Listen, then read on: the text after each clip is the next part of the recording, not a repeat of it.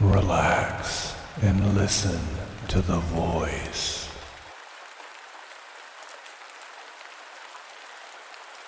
One evening, when I was about 8 or 9, I was walking home from school. My mom worked during the day, and she usually came home later in the evening. When I got to my house, I took the key out of my pocket to let myself in. But just as I reached up to put the key into the lock, the door suddenly opened. My mom was standing there in her dressing gown. Instead of greeting me, she looked straight past me and in a stern voice demanded, "Who are you?" I turned around just in time to see a man in a trench coat hurrying back down the path and taking off down the street. The fact that my mom was sick that day and stayed home from work probably saved me from some kind of horrible fate.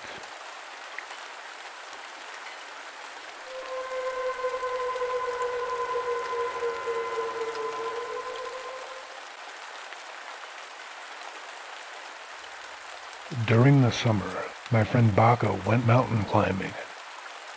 He lost his footing and he fell off of the steep cliff face. Luckily, he landed on an edge and it saved his life. However, he was badly injured and he had to be rescued. He hit his head in the fall, and when they brought him to the hospital, he was still unconscious.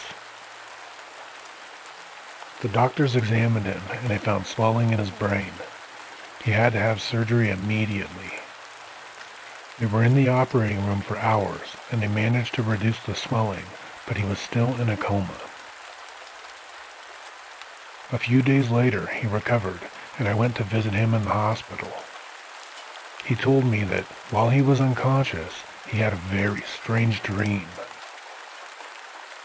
In the dream, Bako found himself standing in a deserted train station. There was nobody else in sight.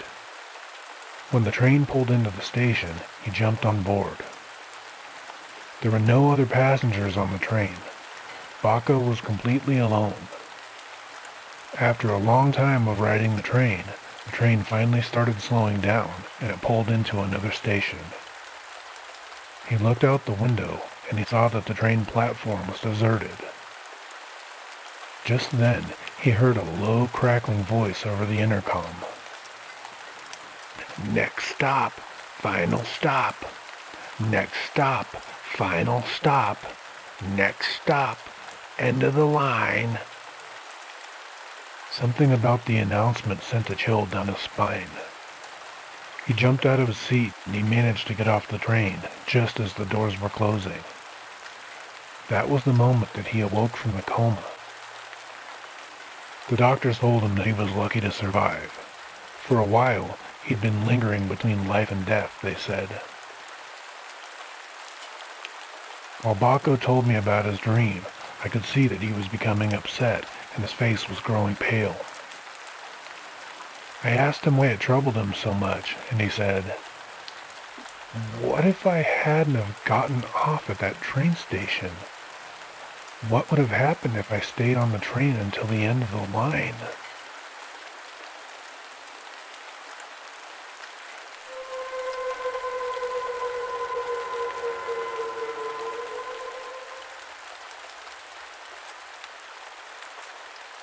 One night, my girlfriend and I were walking through the suburbs of Dublin. A truck stopped and a guy hopped out. He was acting all friendly and asking us for directions. He sounded like he might have been Dutch, maybe. Something struck me as odd about the whole thing, and it kind of set me on edge. It seemed like he was trying to distract us. All of a sudden, out of the corner of my eye, I spotted another man. He had climbed out of the truck on the other side. He'd gone all the way around to the back of the truck and was trying to sneak up behind us.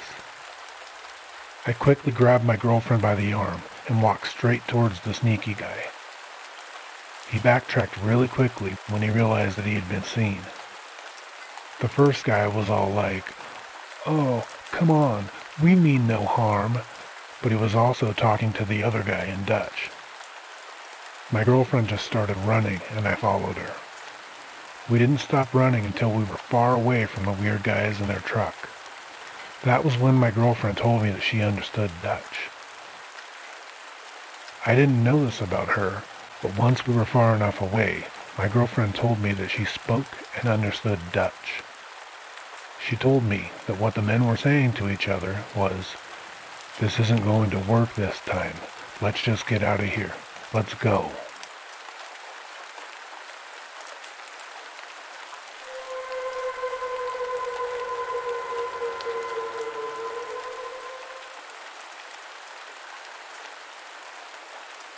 A 12-year-old girl from Europe got a friend request on Facebook. It was from one of her classmates at school. They chatted over instant messenger, and he knew a lot of information about her and her school. He said he had been sick for a couple of days and asked her to bring him some books that he needed for homework. She was on her way to his house when she was passing a parked car on the street and the door opened. A man got out and introduced himself as her friend's dad. He told her to get into his car and that he would drive her to her friend's house. She didn't want to, but the man insisted. Finally, he grabbed her by the hand and tried to force the girl into the car. However, the girl began to scream, and the people in the neighborhood came out to see what the screaming was all about. The man fled, and the girl was in such a panic she forgot to look at his license plate number. It turned out later that the Facebook profile had been fake. The man had followed the girl meticulously and knew everything about her. He knew where she lived, he knew where she went to school, and he knew which of her classmates had not been to school that day.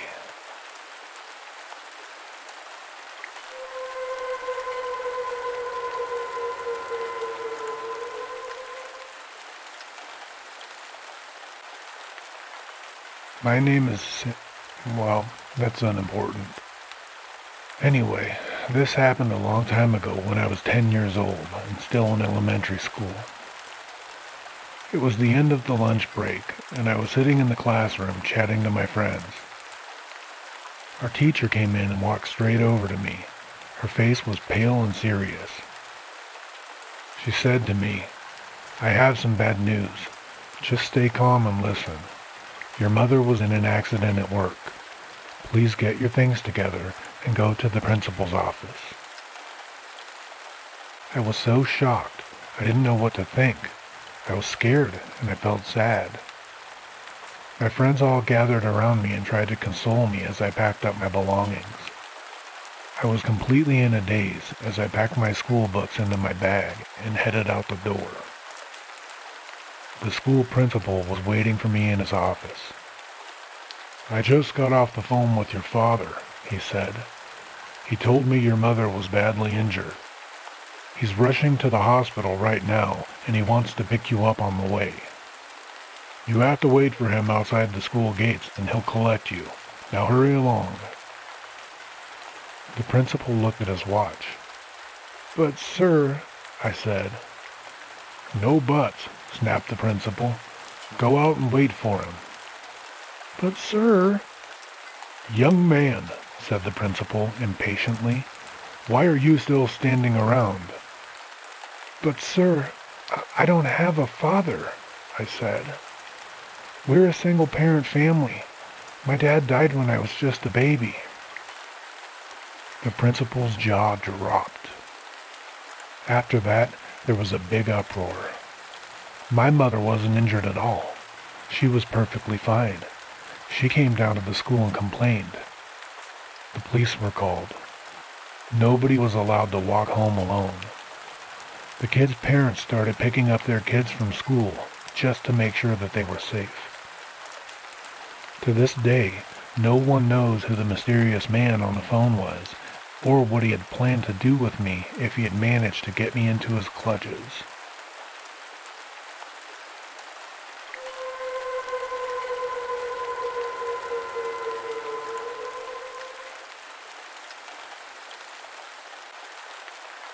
When I was 14, I was waiting for the bus and this pickup truck pulled up beside me. The driver kept waving at me to come closer, and he held up a map. It seemed like he needed help with directions. I went over to the truck, and he rolled down the window.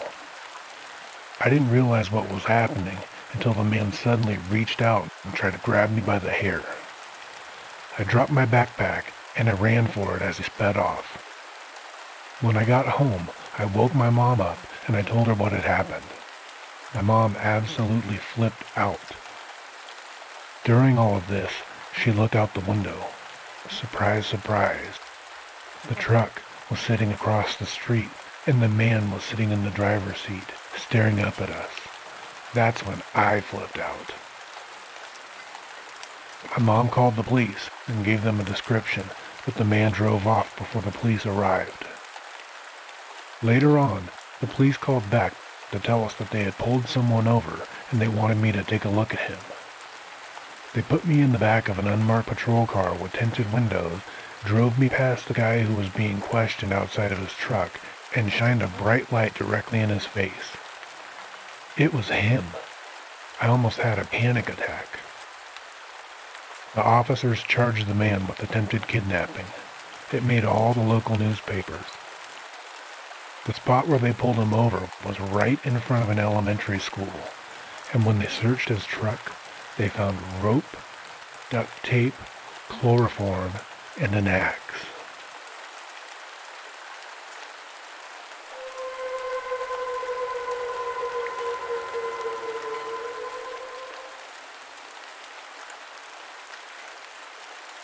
One day, when I was 10 years old, I stayed home sick from school. I was lying on the couch watching TV when I heard the doorbell ringing. It was the postman. He told me that he had a package to deliver, but it was so big that he needed me to help him carry it. I don't know why, but I just knew that something wasn't quite right with any of that. I didn't see the mailman's truck parked out front, and when I asked him where it was, he told me that he had to park it around the corner. I asked him why our regular postman wasn't here, and he said that he was on vacation visiting his family. In between all of this, he kept telling me to open up the front door. I told him I was really sick with something really bad, and that I wasn't allowed to leave the house. I told him my parents would pick up the package from the post office, but he said that that would be too much of a hassle, and he told me that my mom would want me to take the package from him right now. I didn't know what to do, but I thought really quickly, and I told him that I had to go get my shoes on first, and then I would come out and help him. Then I closed the front door completely, locked it, and ran to the back door and locked that too. I immediately grabbed the phone and called our neighbor, who was a close family friend, and I begged her to come over right now, and I told her what was happening. Then I just stood at the front window and stared at the man. When he finally saw me, he yelled through the door, asking me if I had found my shoes yet. I yelled back, and I told him that I had called my neighbor to come and help carry the package because she was older and stronger.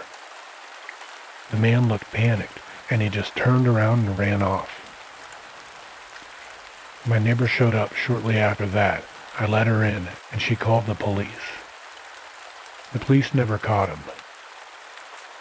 Whenever I think about this, I always wonder if that guy ever managed to trick some other poor kid.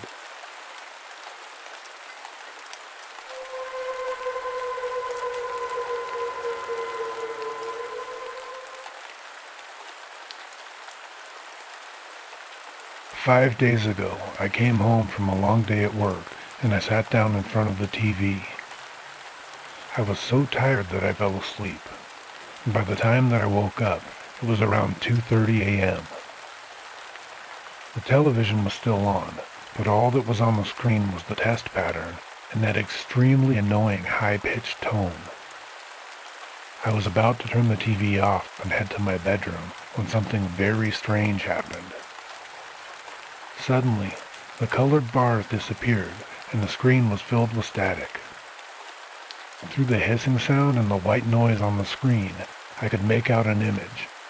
It gradually became clearer, and I realized that it was news footage of a train crash. In the corner of the screen was the caption that read, "NNN News Broadcast." I'd never heard of it before, and I wondered what was going on. A long list of names scrolled slowly down the screen while gloomy music played in the background. A low, monotonous voice read out each name one by one. Just then, I thought I heard my name being read out. A chill ran down my spine. This went on for at least 5 minutes or so, until finally the voice announced, "These are tomorrow's victims. Good night." The music stopped. The picture faded back to static, and I sat back on the sofa, wondering what in the hell I had just seen. That night, I was too disturbed to sleep. All night long, I tossed and turned, thinking about that strange news broadcast. When morning arrived, I called my boss, and I told him that I was too sick to come in for work. That was a lie, but I had slept so terribly, and I felt so unnerved by the TV program, I just didn't want to go to work.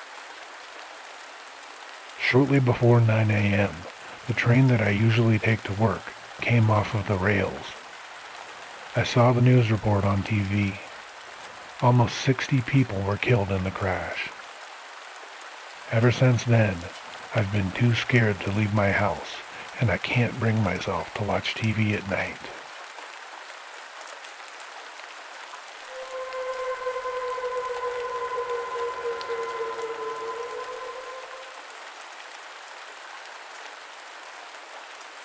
When I was about 15, my mother went out shopping and left me in charge of the house.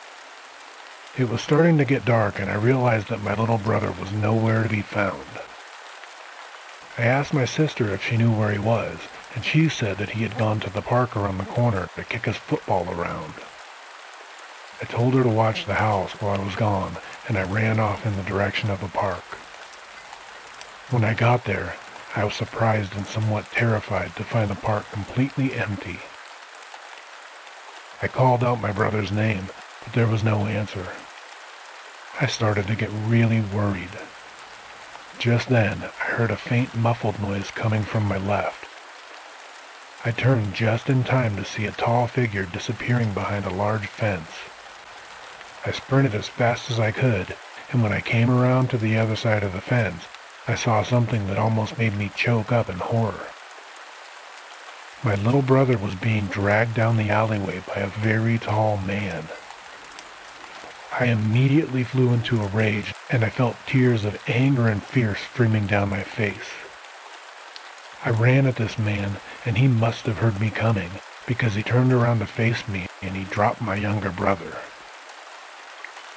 The tall man tried to grab me up, but I was running at him so fast that when I slammed into him, I knocked him off of his feet. He swore a bunch and yelled, and he tried to get back up, but I just started stomping on his face. Without stopping to ask any questions, I picked my brother up, and I ran as fast as I could back to our house. By this time, it was pitch black outside, and my mother was home. She was frantic with worry, and when she saw the look on both of our faces, she realized that something bad had happened. As I explained, my brother and I started crying, and my mom gave us both the biggest hugs ever, and she cried with us. I never really thought of it that much as a kid, but I remember my mother saying, "Thank God you're such a big boy. Thank God you've grown so big." I guess I was a big kid at the age of 15, big enough to knock down a grown man. I'm very grateful for that, and I'm grateful that I still have my brother.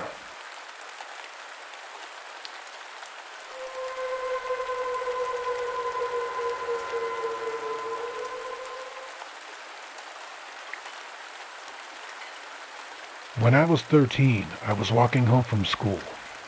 It was a Friday, and both of my parents were working, and my brother was still at school.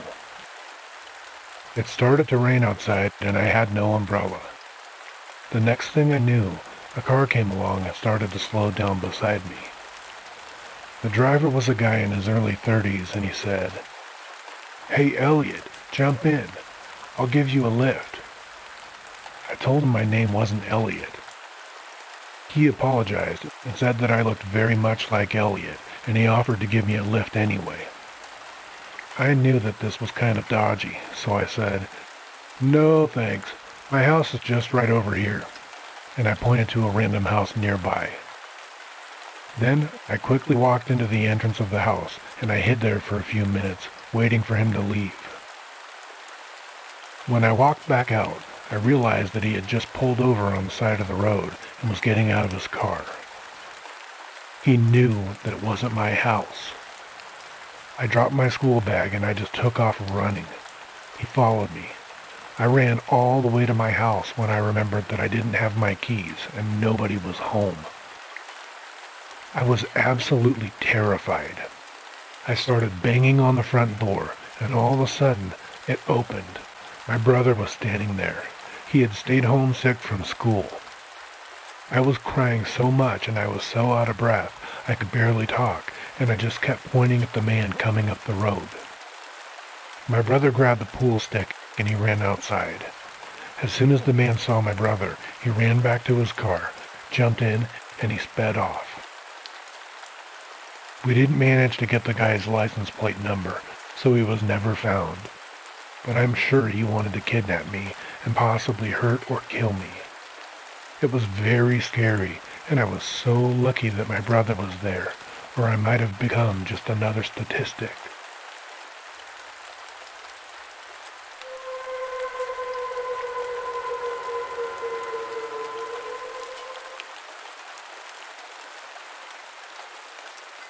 It all began in the summer of 1960 at Lake Bodom, a freshwater lake near the city of Helsinki in Finland. 4 teenagers decided to go camping together. The boys, Nils and Seppo, were both 18 years old, while the girls, Rameli and Anja, were 15. Seppo and Anja had been dating for a year, and Nils and Rameli had been going out for about 3 weeks. Despite the gruesome reputation Lake Bodom has today, it is a genuinely beautiful place, and during the summer, it was a popular destination for youngsters. All 4 of the youths were from the town of Vantaa, and they set off for the trip on 2 motorcycles. They brought a tent with them, some food, and a little bit of alcohol.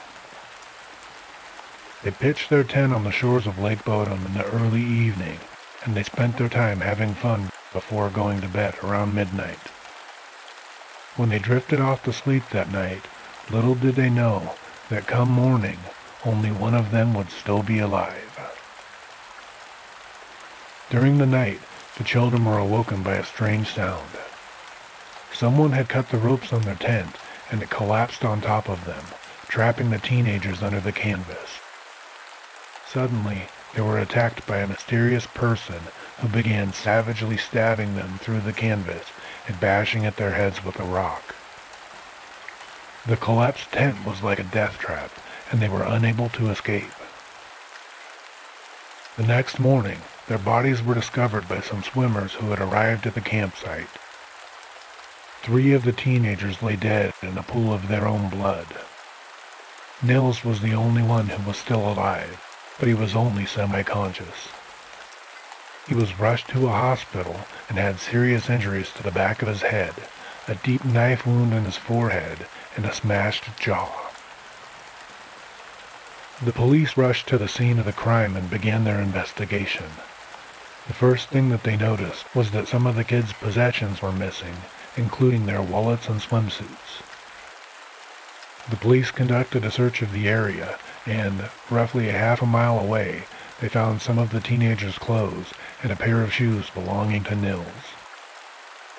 Even though they searched through the muddy lake bottom with metal detectors, they were never able to find any murder weapons. The Bodom Lake murders were the most brutal killings that Finland had ever seen, and news of the incident left the entire country in a state of shock.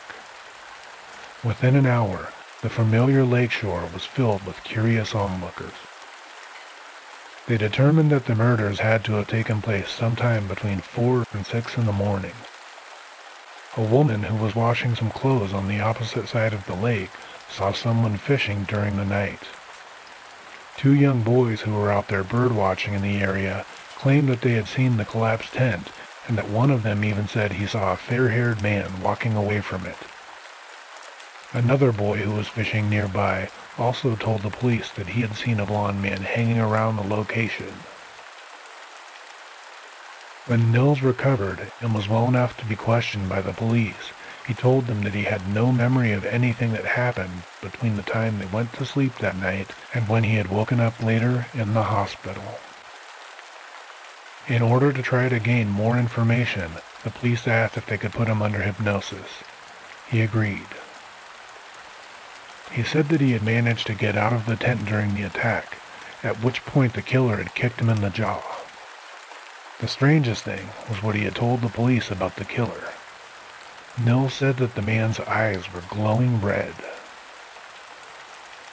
The police had a lot of suspects, and a number of people were arrested in connection with the killings, but there was never enough evidence to warrant a prosecution. Several individuals were prime suspects in the Lake Bodom murders.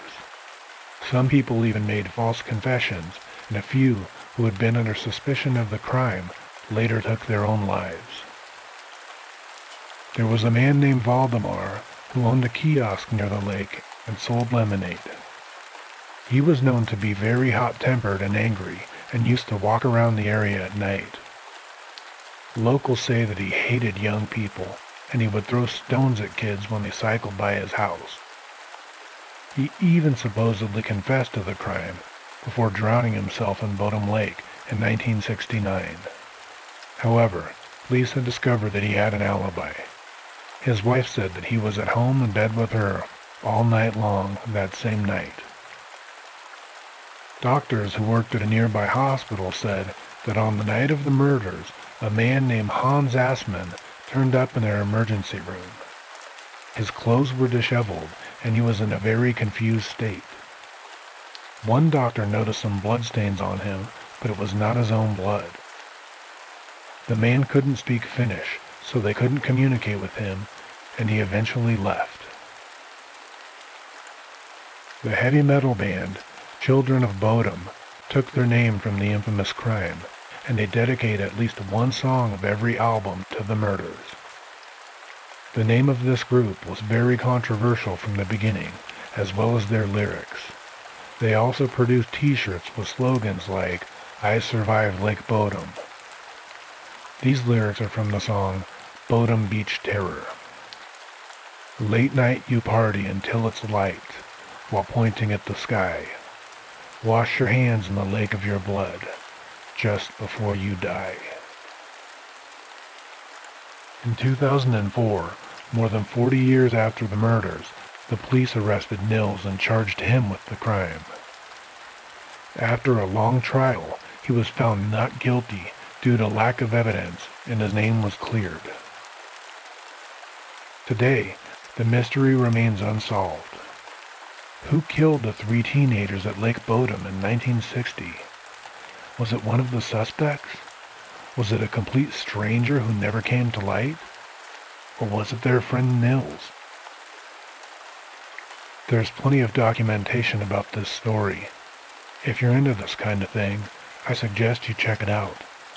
Then maybe you can come back here and you can tell me what you think.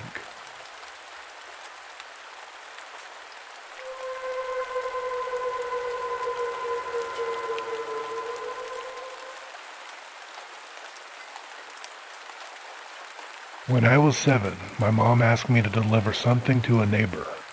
It was very dark that night, and there were no street lights.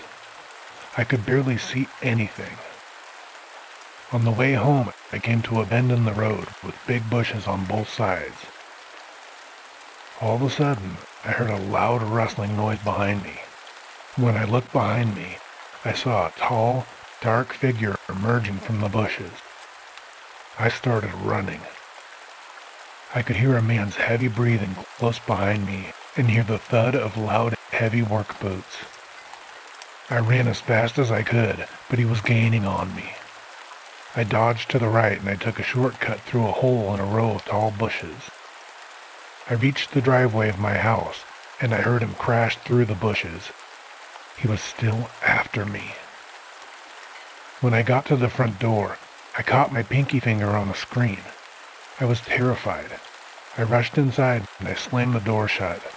I locked it and I screamed and screamed for my parents. I didn't notice that my little finger was missing until my mom gave me a big hug. My dad ran out with a gun and tried to find the guy, but the man was gone. When my dad came back, he had found my finger and he put it in a bag of ice to take it to the hospital with us, but they couldn't reattach it.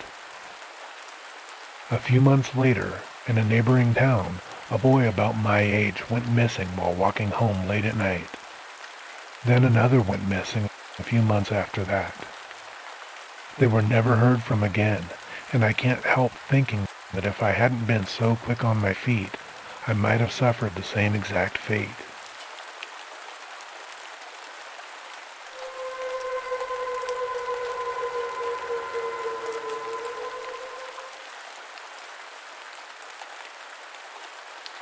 One afternoon, my mother stopped by, and she offered to take my 3-year-old daughter, Jenna, shopping.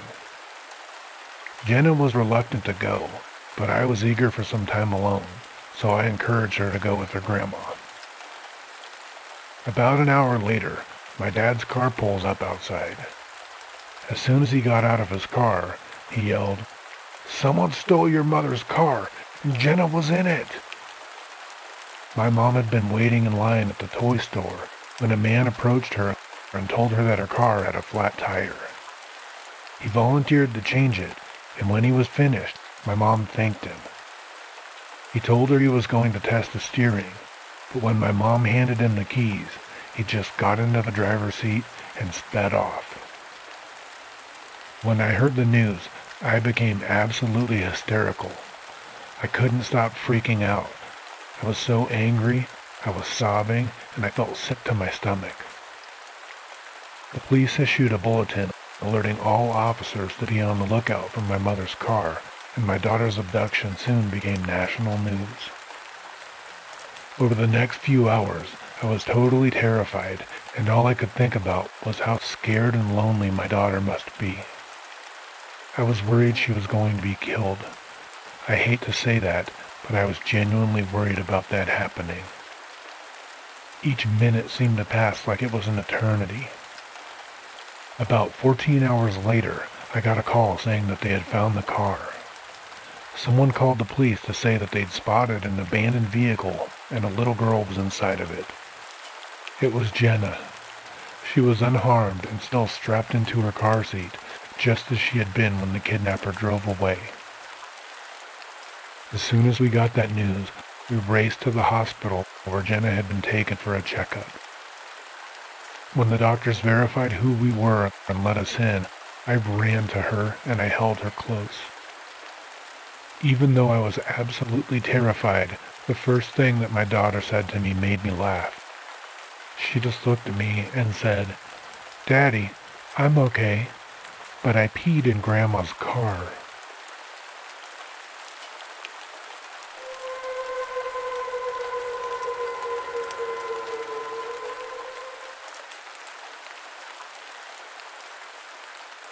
When I was in high school, there was one boy in my class who was very weird looking.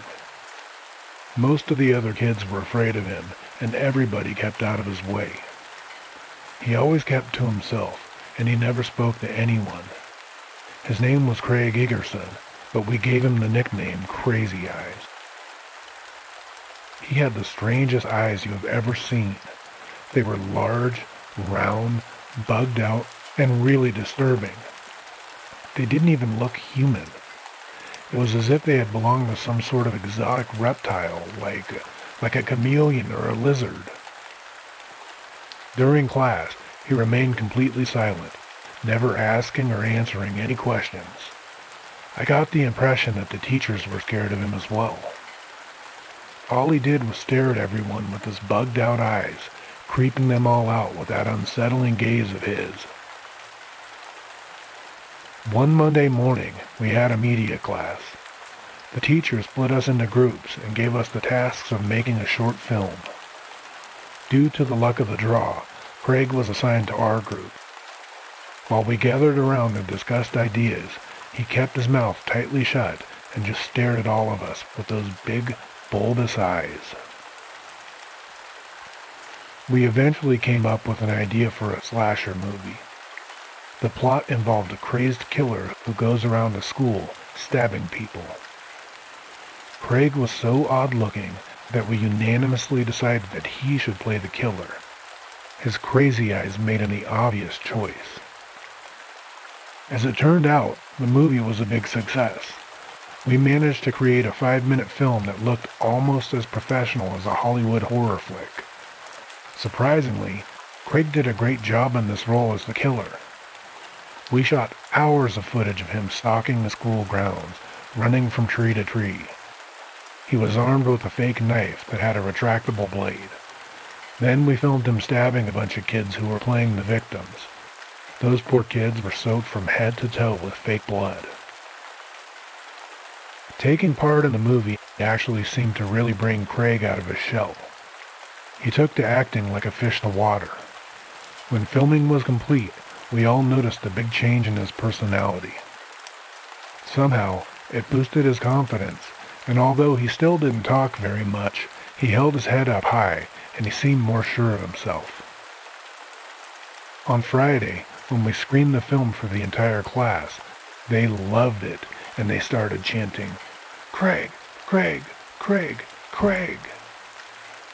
That day, he was the most popular kid in the class, and he seemed to revel in the attention. However, when Monday morning arrived, Crazy Eyes Craig was nowhere to be seen. He didn't show up for school, and nobody seemed to know where he was. And for the rest of the week, he was absent from school. That weekend, I was at home, working on an assignment for school. I overheard a report on the news about an attempted murder that had happened in our town. When I heard that, I was shocked, and I glanced up from my work, and when I set my eyes on the picture they were showing on the TV screen, a chill ran down my spine. I loudly yelled, "What?" and I dropped my pencil. It was Craig. His humongous crazy eyes stared at me from the TV screen as the news reporter continued with the story. Apparently, he had been stalking his next-door neighbor. She was a 16-year-old girl named Leanne. She, her younger sister, and her mother had been home alone while her father was away on business. The two girls stayed up late to watch a horror movie on TV. It was Nightmare on Elm Street or something like that. That's what the kids said anyway, even though nobody really knows. During the movie, they started to notice something strange. They opened a box of cereal and took 2 bowls into the living room to eat, but when Leanne went back into the kitchen, she found that the box was empty. When the movie finished, the girls went upstairs to get ready for bed. Leanne opened her bedroom closet and found Craig standing there, holding a hatchet. He was dressed in her mother's clothes, and he had makeup smeared all over his face. He told her to be quiet, and then he tied her up. Then, he fetched her mother and her sister and marched them back to the same bedroom. He tied them up as well, and left all 3 of them lying on the floor. He told them that he was going to kill them, and that he'd be right back, so they had better start praying. The police said he went downstairs to ransack the house and steal some valuables. While he was gone, the youngest girl managed to wriggle free of her bonds. She jumped out of the window and ran to a nearby house to raise the alarm. Within minutes, the police were breaking down the front door. They ran up the stairs with their guns drawn and found Leanne and her mother lying hog-tied on the bedroom floor. There was no sign of Crazy Eyes Craig. The police freed the mother and the daughter before conducting a search of the entire house. They combed the place from top to bottom, but they couldn't find any trace of Craig. It was as if he had vanished into the night. In fact, nobody had any idea where Craig was, and while he was still at large, no one in the town could rest easy. The incident was a huge shock for our small town.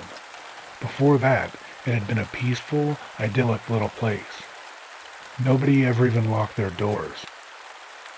That night, I watched my father screw 2 sturdy deadbolts onto our front and back doors. On Monday morning, it was the talk of the school. None of the kids could believe what had happened, and everyone was terrified. At the back of the school building, there was a huge forest, and rumors spread among the kids that Craig was hiding in the woods, lying in wait for more victims. Some of the kids didn't even show up for class. Either they were too scared, or their parents were too scared, or both.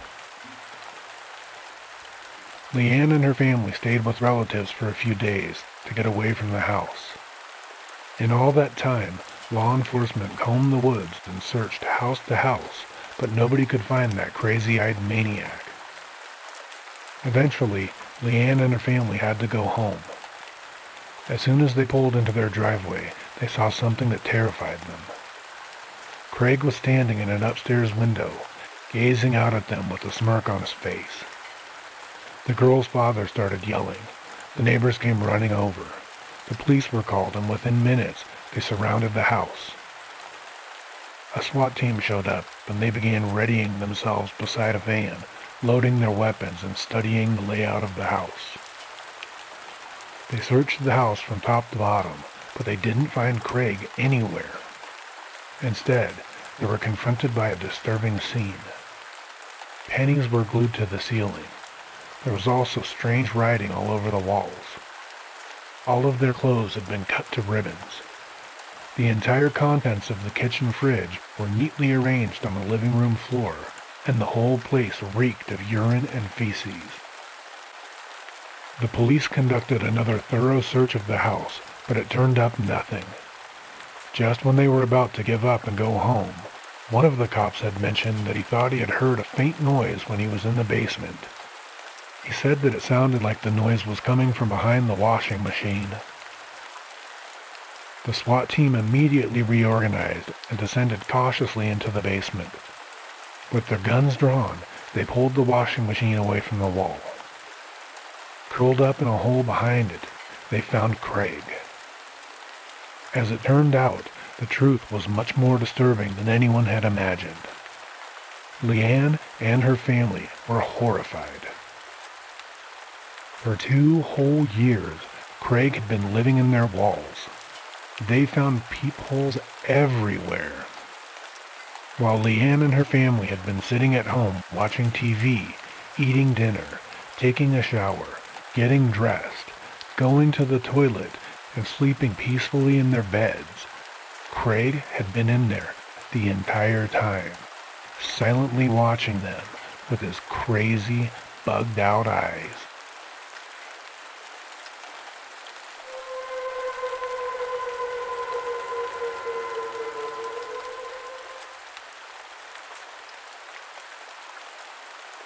My friend and I were both about 9 years old, and she lived just down the road from me. One day, a car was driving very slowly along the side of the road, and the old man inside was staring at us. My friend and I felt very uneasy. All of a sudden, the old man pulled up right in front of us, and he almost hit us. My friend ran down the path towards her house, and I ran in the direction of my house. When I got to my driveway, I glanced back and I saw his car. The old man was following me. I was very frightened at this point, and I ran up to the door and I banged really hard on it. At the time, my family would always argue about whose turn it was to answer the door, and I was terrified that it would take ages for them to open it.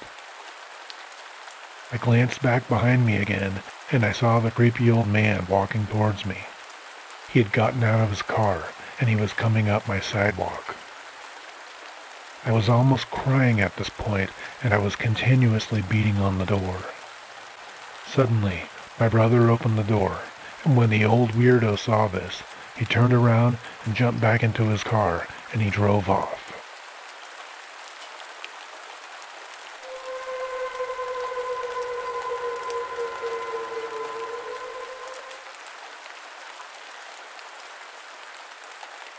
When I was little, my mom was friends with a little old lady who lived near us. One day, the little old lady picked me up from kindergarten, She had my little brother with her, and she told me that my mom had sent her to pick us up. I remember that all of her furniture was covered in plastic. She gave us some ice cream and let us play with some board games. After a few hours, we ate dinner, and the little old lady turned on the TV. There was my mom. My mom was on the TV. She was on the news. She was crying and freaking out and saying that her children had been kidnapped. The little old lady completely flipped out. She jumped up, she turned off the TV, she started yelling, and then she grabbed the phone and she called the police to tell them where the kids were. In the end, it turned out that my mom had completely forgotten that she had asked the little old lady to pick us up from school.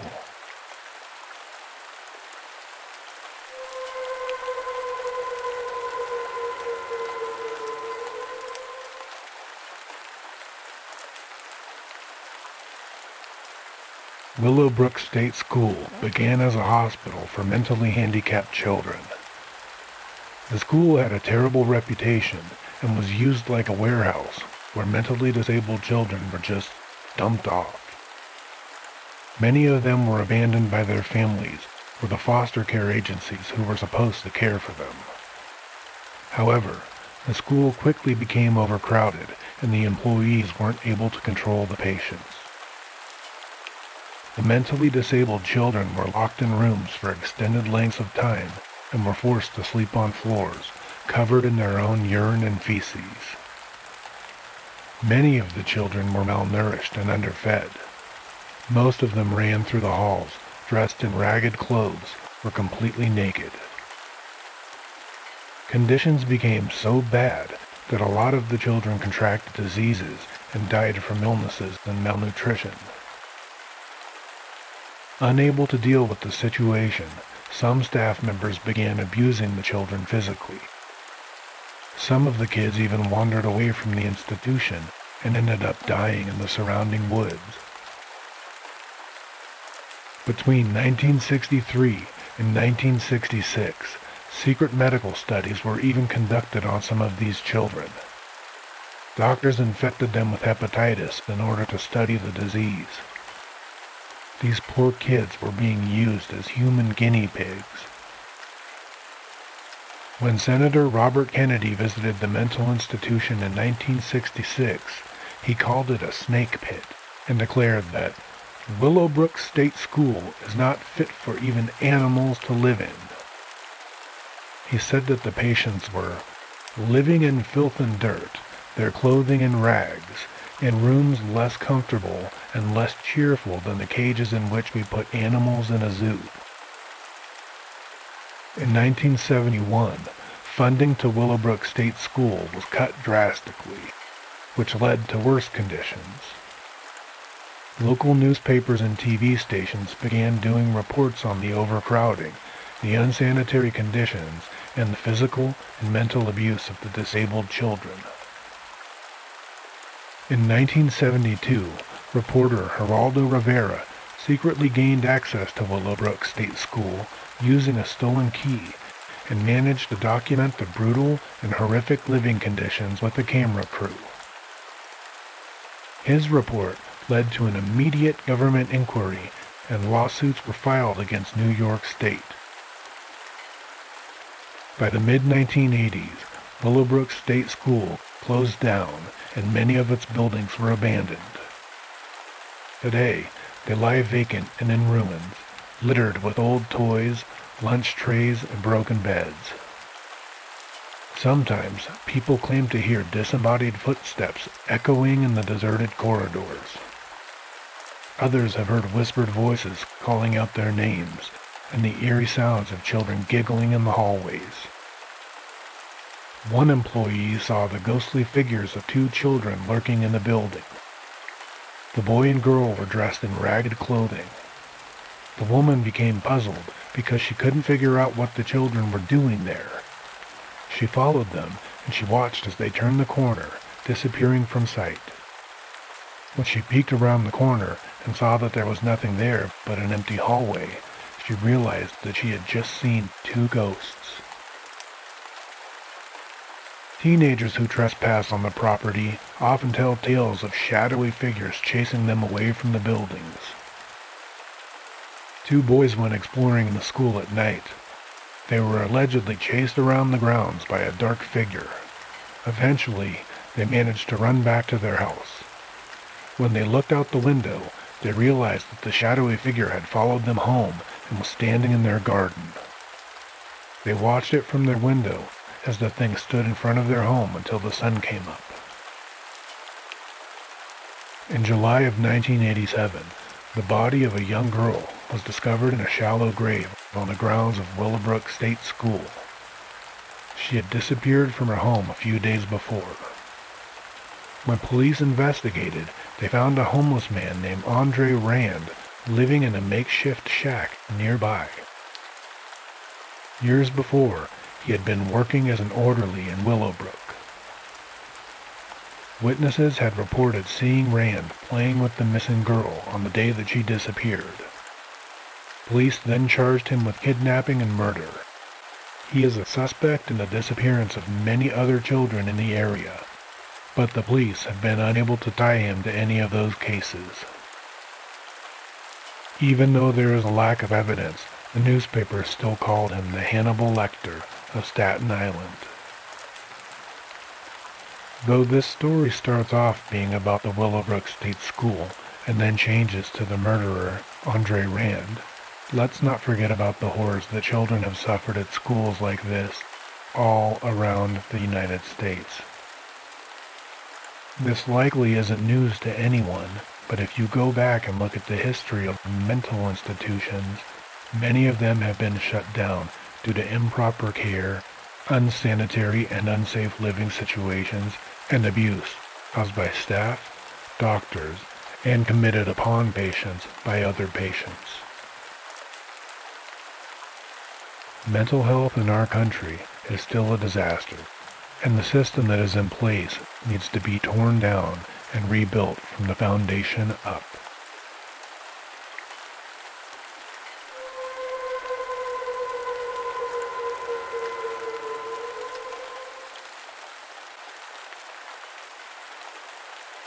Alright everyone, for those of you who have made it this far, we have saved the saddest, worst, and most despicable case that we are aware of for the final story in our True Scary Stories Volume 3 collection. This is the story of a young woman who survived 44 days in hell. This is the Junko Furuta story. Junko Furuta was a 16-year-old Japanese girl who underwent 44 days of rape and torture before dying in the hands of her captors on November 22nd, 1989. Known throughout Japan as the concrete-encased high school girl, the case of Junko Furuta drew nationwide attention owing to the sheer brutality that the girl had to endure before death finally found her. Junko Furuta attended a high school in Misato in Saitama Prefecture, Japan.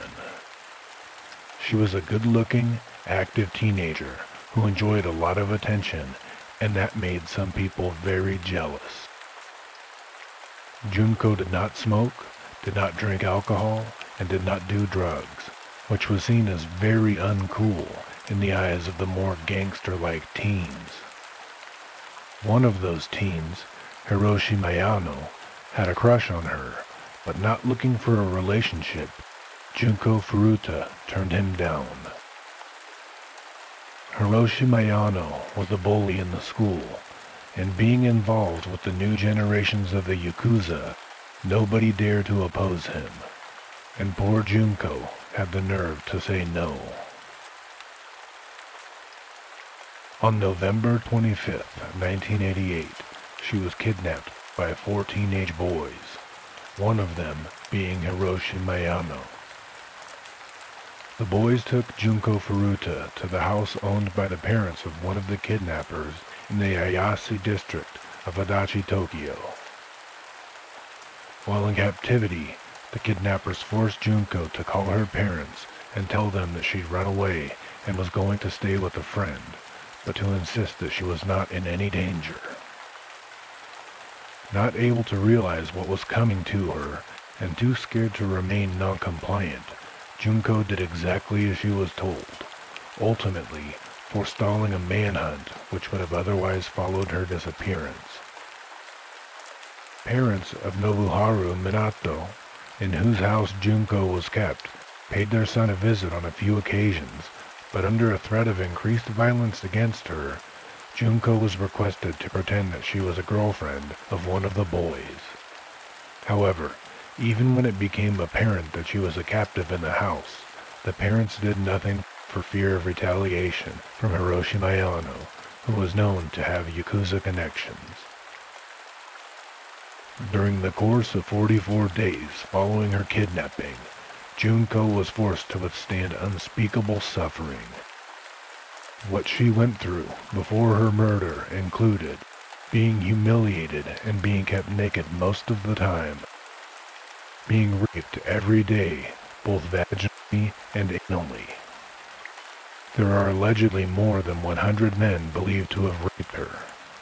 The captor with Yakuza connections is said to have invited other Yakuza members to have a go at the 16-year-old. She is estimated to have gone through about 500 rapes. At one point, she was allegedly raped by 12 different men in one day. Junko endured physical beatings, including being hit with golf clubs and having her face smashed and bashed against cement floors. Many of the 100 men who are believed to have raped Junko had also reportedly enjoyed urinating on the girl. Frequently, in order to turn her rapists on, she was forced to masturbate in front of them and/or their guests. Junko had various objects forced inside of her vagina and anus, including a bottle, an iron bar, scissors, roasting needles, chicken grilling skewers, and other various objects. Junko was provided with only limited supplies of food and water. She was forced to eat live cockroaches and drink her own urine. Junko had fireworks forced up into her anus and set off, causing serious internal burns. Junko had her left nipple ripped off with pliers. She had dumbbells dropped on her stomach while laid on the floor with her hands and feet tied up, which resulted in a loss of bowel control. She was reportedly hung from the ceiling and used as a boxing bag or a punching bag. At times she was placed in a freezer for several hours at a time. She had her eyelids burned with hot wax and lighters. She had her breast pierced with sewing needles. Her vagina and clitoris were burnt with cigarettes and lighters. Junko also allegedly had a hot light bulb inserted into her vagina and rubbed inside until it exploded. While she was only 1/4 way through her ordeal, owing to ongoing beatings, Junko was unable to breathe through her nose due to the accumulation of blood and swelling in her cavities. Her traumatized internal organs refused to accept food and water, so when she tried to drink, she instantly vomited, which not only kept her more dehydrated, but it also agitated her perpetrators, who punished her with more beatings for soiling the carpet. At one point, when the attackers were resting after drinking, she attempted to call the police, but was caught and was punished by having her feet set on fire with burning lighter fluid. At this point, she allegedly had a large bottle stuffed inside of her anus, which caused internal injuries and tremendous bleeding. Severe burns on her legs and badly bruised muscles left her unable to walk after 20 days of her ordeal.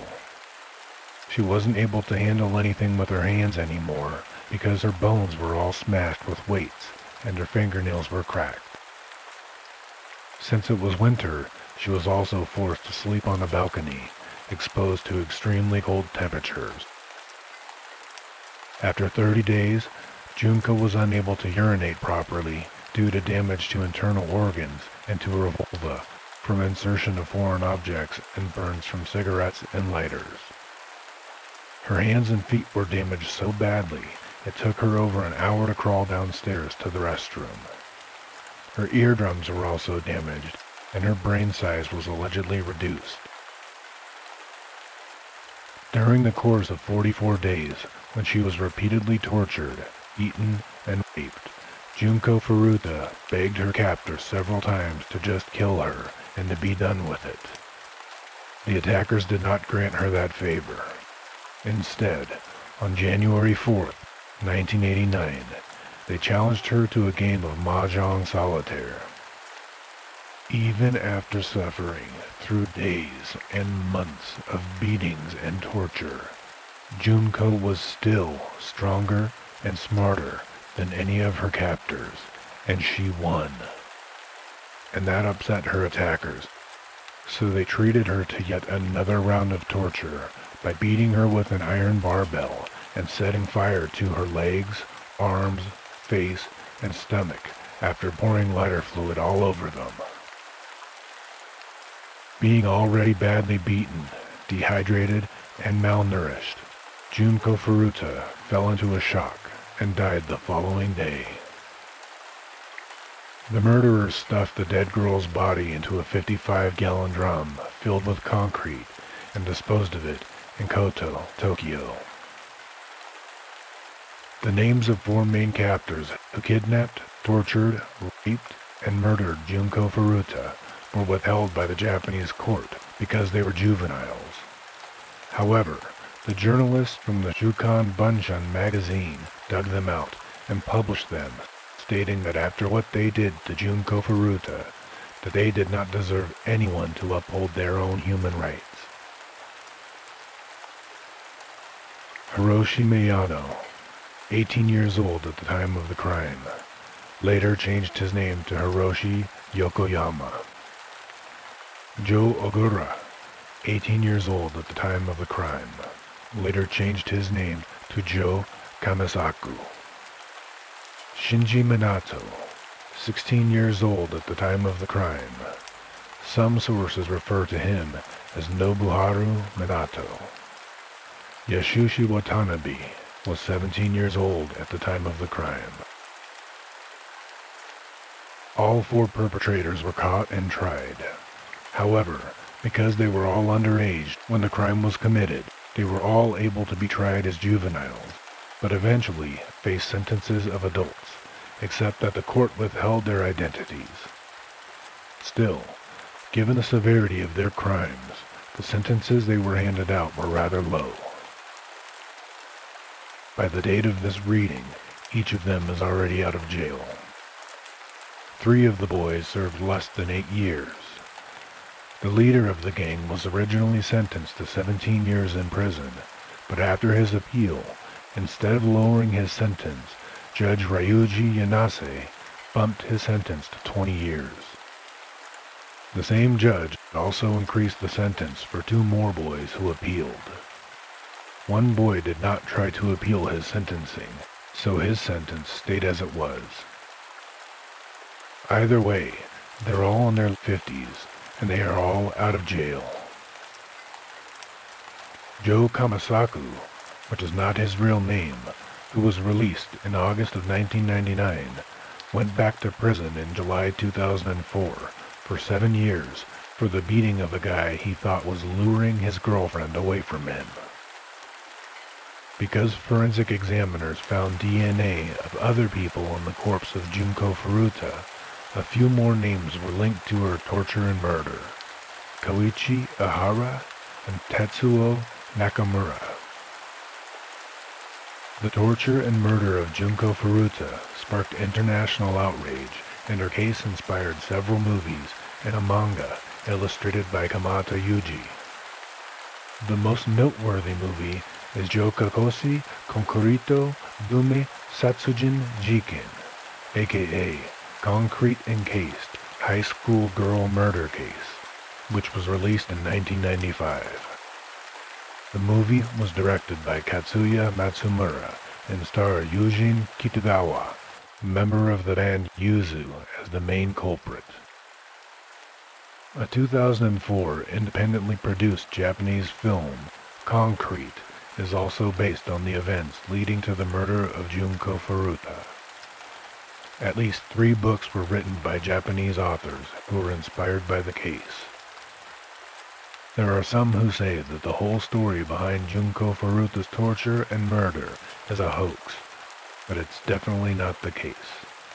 This horrible crime definitely happened, and it is definitely not a hoax. Rest in peace, Junko Furuta.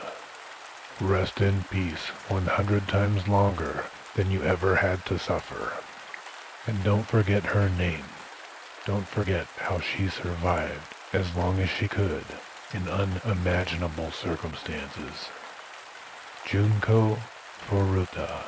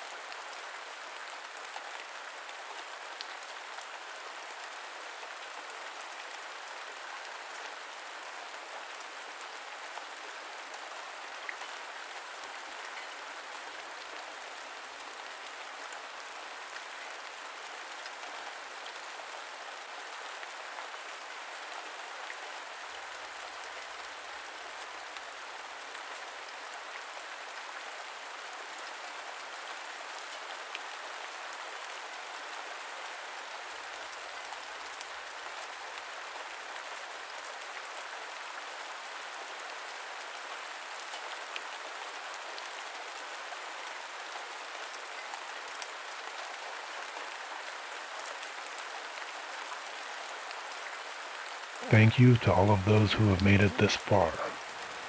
To those that aren't able to hear this, we understand. Some of these stories were very hard to read, and we can only imagine that they were very hard to listen to as well. That wraps up Volume 3 of True Scary Stories. We hope that you've enjoyed these. Though some of these stories seem very bizarre, and some of them may not be true, they are reported as true stories. Much as with movies such as the Texas Chainsaw Massacre, there is a lot of truth in the initial story, the basis for the idea. If you're interested about any of these stories, do some digging and see what you can find out. Until the next time we see you, we thank you for being here. We thank you for holding on. We thank you for listening, even though, at points, it was rough. Until we share some time with you again, sweet dreams.